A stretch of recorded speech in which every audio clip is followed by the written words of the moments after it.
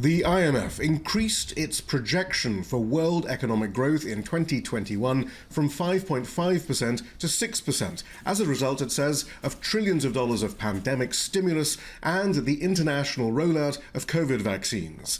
Global GDP had contracted 3.3% in 2020. Over the past year, but the IMF's chief economist is warning that almost 95 million people have fallen below the threshold of extreme poverty around the world due to the pandemic, including within industrialized nations, and developing countries remain vulnerable. A similarly ambitious effort is now needed at the multilateral level to secure the recovery and build forward better. Without additional effort to give all people a fair shot, cross-country gaps in living standards could widen significantly, and decades-long progress in global poverty reduction could reverse.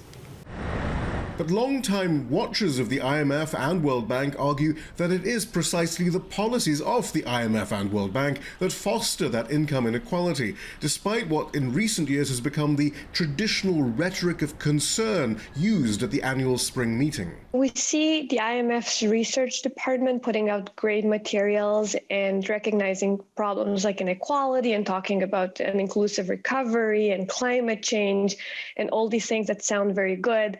But at the country level, if you look at the advice given and the programs, it's all the same from, decades ago. And it's just a disconnect between these two parts at the IMF. Ahead of the meeting, hundreds of civil society groups wrote to the IMF and World Bank decrying their insistence on austerity programs that cut education and health services in developing nations in return for loans, as well as their performance on climate change, which they see as inadequate.